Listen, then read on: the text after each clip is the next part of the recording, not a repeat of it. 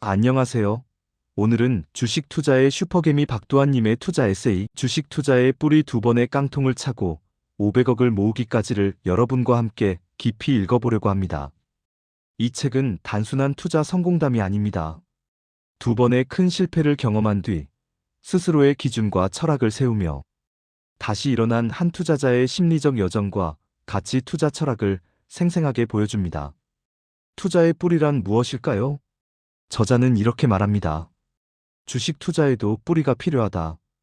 바람이 불 때마다 쓰러지는 나무는 땅 위의 줄기가 약해서가 아니라 땅 속의 뿌리가 얕기 때문입니다. 투자도 똑같습니다. 주가가 조금만 빠져도 불안해지고 뉴스 한 줄에 사고 팔고 남들이 수익 냈다는 말에 따라 들어가는 투자자들이 많습니다. 이들은 정보가 없어서가 아니라 기준이 없어서 흔들리는 겁니다.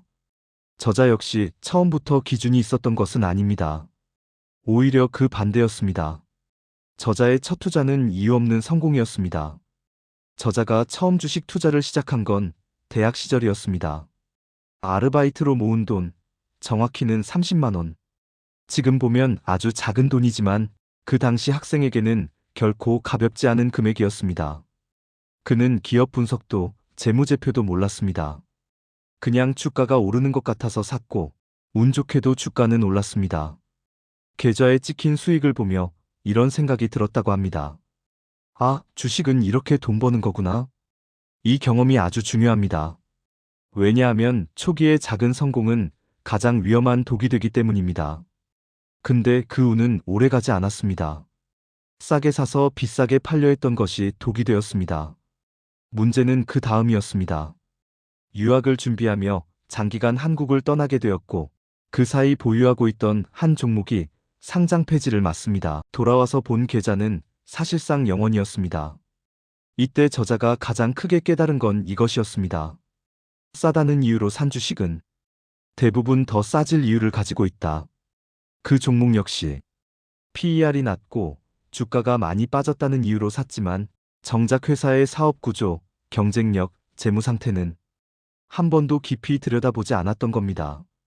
이 경험은 주가와 기업은 전혀 다른 문제라는 걸 몸으로 각인시켜줍니다. 여기서부터 질문이 시작됩니다. 첫 번째 실패 이유, 저자는 단순히 운이 나빴다라고 넘기지 않습니다.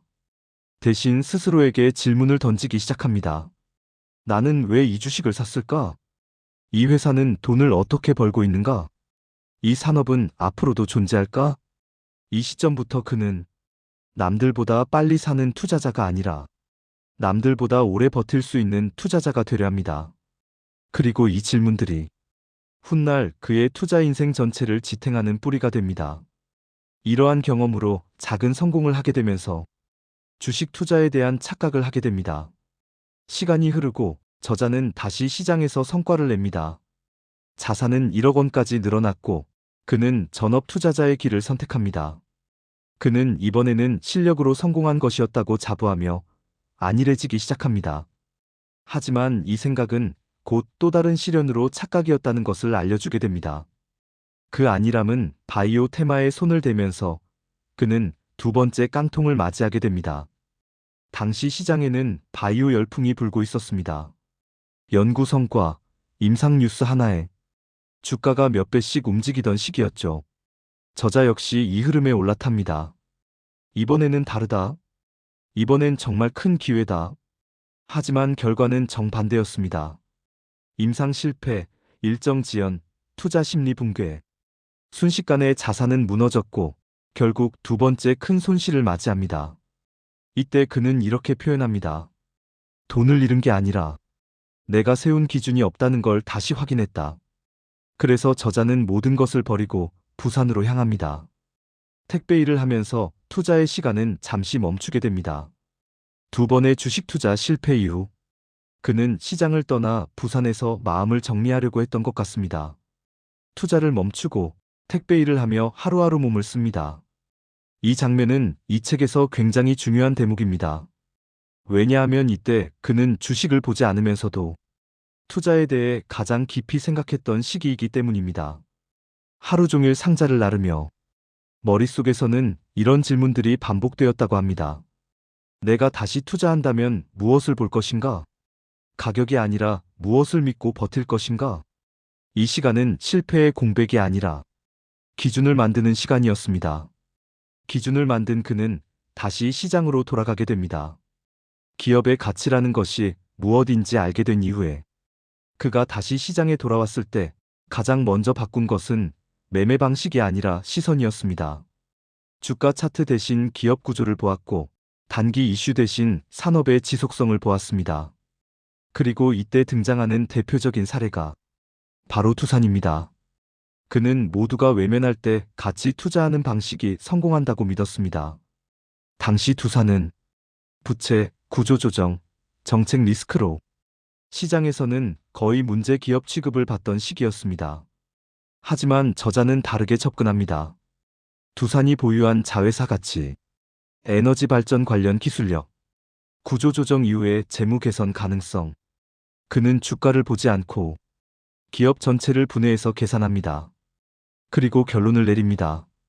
지금 가격은 회사의 최악만 반영되어 있다. 이 판단을 믿고 그는 오랜 시간 버팁니다. 뉴스가 흔들어도 주가가 움직여도 처음 세운 기준을 바꾸지 않습니다. 결과는 시장의 재평가였습니다. 이 책을 통해 저자가 말하는 진짜 교훈은 무엇일까요? 주식 투자의 뿌리가 말하는 핵심은 단순합니다. 주식은 예측의 게임이 아니다. 수익은 참는 시간의 보상이다.